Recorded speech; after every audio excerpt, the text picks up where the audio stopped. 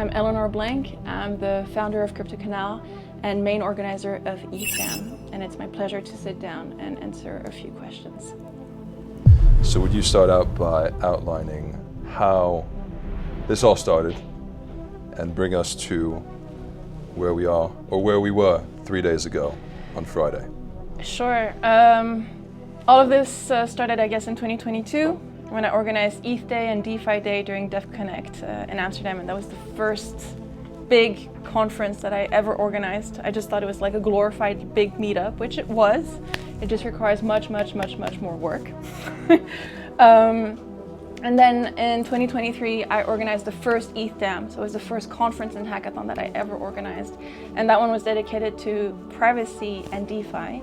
The second ETHDam took place last year, and that one was dedicated to privacy and security. And we just wrapped ETHDam III, which was dedicated to privacy, security, and AI. Yeah, that just happened. Very good. Now, am I correct? The community started a bit earlier than 2022. There was the CryptoCanal, is that correct? Yeah, so CryptoCanal is something I founded in 2019. I had been fired from my first crypto job, where I had dedicated my life to in 2018. I used to work for BTC.com, and it was an amazing, crazy startup in crypto, and I was so happy to be part of it.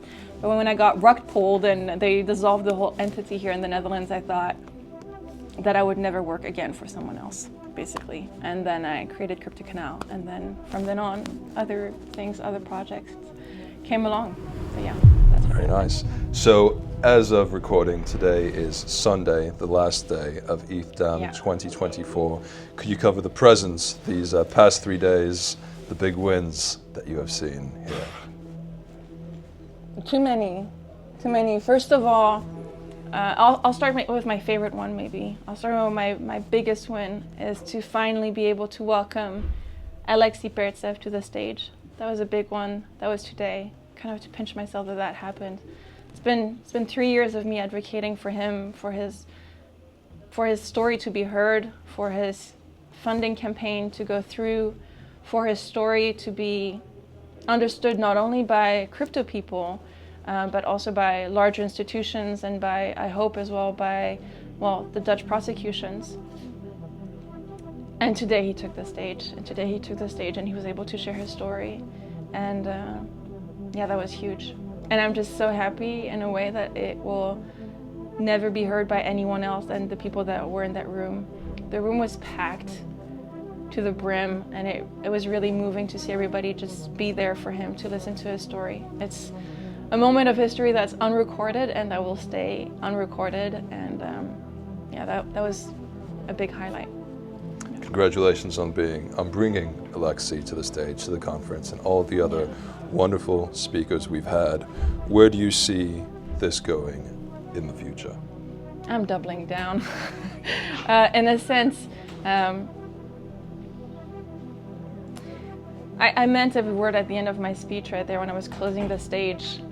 Right now, ETHDam, CryptoCanal, we're this amazing community, this local community of people who care about crypto, who are building things here from Amsterdam. But I want all of this to have an impact as well outside of our community. I want to have an impact on people that are not here, that are not in this venue right now.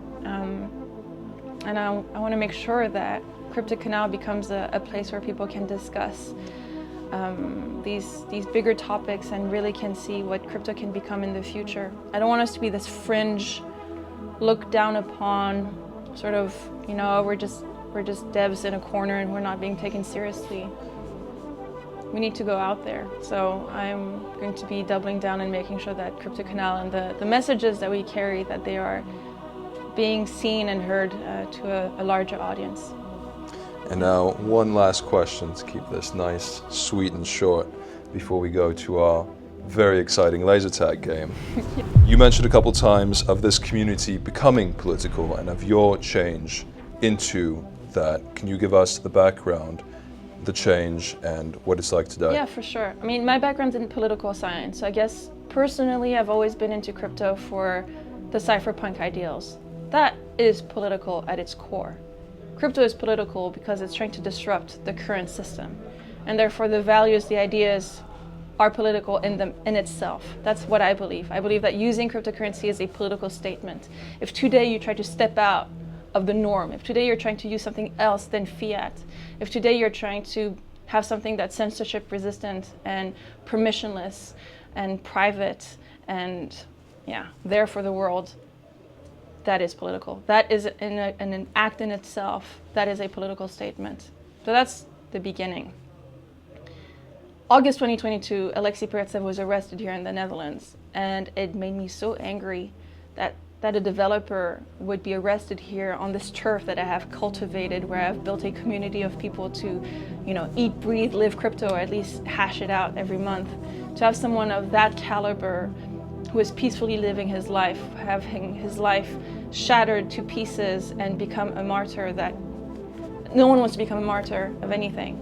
But an unwanted martyr of crypto here in the Netherlands made me double down into the politics. And that's why the last 3 ETHDams have been dedicated to privacy and to him. Because I consider his case a travesty of the Western world that wants to foster innovation and wants to have technology and who wants to be a place where people can build and feel safe. I don't know what happened. I don't know what went through their minds, through the fiat's minds, thinking that this person was responsible for the actions of others. That is not how the rule of law should work. This is not how things should happen. Alexei is an innocent man. Alexei is a developer who wrote code, open source code for the world, not giving money laundering for the world, but giving privacy to every user in the world. The code still works today. People are still using Tornado Cash today, whether they like it or not. This is permissionless, immutable code that will outlive us. 7 billion worth of Ethereum has went through it because it's useful, because people need it, because this is a tool for all.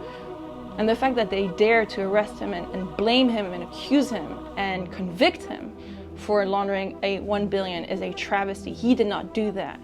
North Korea, the Lazarus group, did that. And I think that is the biggest travesty that happened in the Netherlands. And I have the luxury of being a Schengen person. I'm a Swiss citizen who's been living here in the Netherlands for the last 9 years, but I've learned about crypto here. I've built a crypto business here. I've built a community here. And I will keep fighting for Alexei and making sure that this does not happen to others, because when you listen to Judith de Boer, his lawyer, and you realize that the charges are so preposterous, you realize that it was not just Alexei there on trial, but it could have been any one of us. And that's the chilling effect that I'm countering every day with education and events and knowledge. So that's what I'm doing. Eléonore, thank you very much for joining us, and we're looking forward to seeing you at ETHDam 2026. Slight note, we're calling it CryptoCanal 5. I am dropping ETHDam. I'm dropping the brand. I do not want to be a maxi event. We were never one, to be fair, but I want to step out of the ETH city world. I want to drop the 3-letter acronym of a certain cryptocurrency, because we stand for the values and we don't stand for a cryptocurrency anymore. Actually, we've never have, but I think it served us well for the last 4 years. But I want to bring it back to the mothership, to say, and CryptoCanal is that mothership. And so next year we will be hosting CryptoCanal 5 or CC5, and stay tuned. Thank you. Thank you.